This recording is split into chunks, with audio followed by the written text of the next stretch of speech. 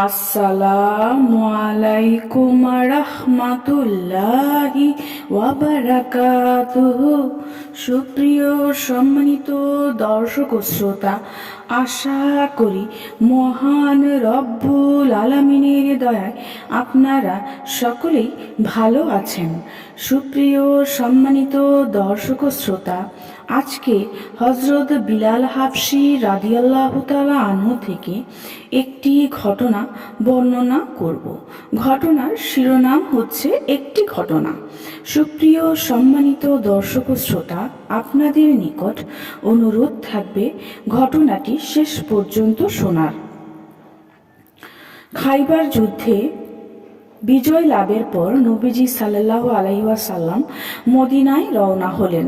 মদিনার নিকটবর্তী এক স্থানে এসে রাতের শেষভাগে সাহাবায়ে কেরাম আবেদনের প্রেক্ষিতে বিশ্রাম গ্রহণ করার জন্য ছাউনি ফেলার নির্দেশ দিলেন। সাহাবায়ে কেরামের এ আবেদন গ্রহণ করার সময় তিনি বলেছিলেন, আমার আশঙ্কা হচ্ছে যে ঘুম তোমাদেরকে নামাজ থেকে উদাসীন করে দেবে। বিলাল রাদিয়াল্লাহু তাআলা আনহু এর রাত্রি জাগরণের ব্যাপারে নিজের উপর আস্থা ছিল, তাই তিনি সকলকে সময় মতো জাগিয়ে দেওয়ার দায়িত্ব গ্রহণ করলেন। হযরত বিলাল রাদিয়াল্লাহু তাআলা আনহু এর এই সিদ্ধান্তে সকলেই নিশ্চিন্তে ঘুমাতে চলে গেল।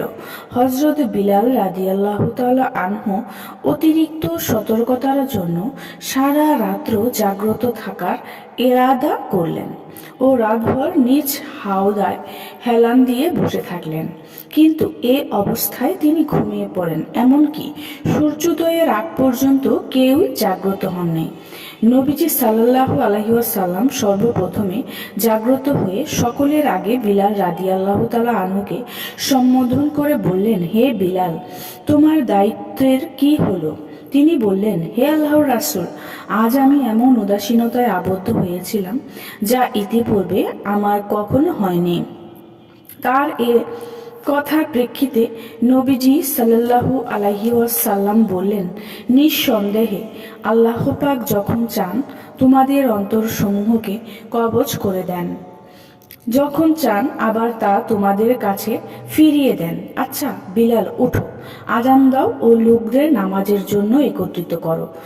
কোনো বর্ণনায় রয়েছে যে সর্বপ্রথম কিং কর্তব্য বিমূঢ় হয়ে যান, অতঃপর তিনি লোকদের জাগ্রত করেন এবং একথা বলে রওনা হওয়ার আদেশ দেন যে এখানে শয়তান রয়েছে।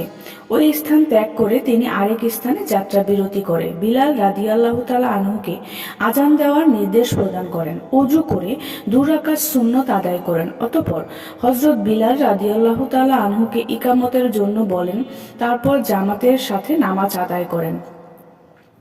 সুপ্রিয় সম্মানিত দর্শক ও শ্রোতা, আজকের ঘটনাটি এই পর্যন্তই। ঘটনাটি যদি ভালো লেগে থাকে অবশ্যই চ্যানেলটি সাবস্ক্রাইব করবেন, লাইক করবেন, কমেন্ট করবেন এবং বেশি বেশি শেয়ার করে দেবেন। সবাই ভালো থাকবেন। আল্লাহ হাফেজ।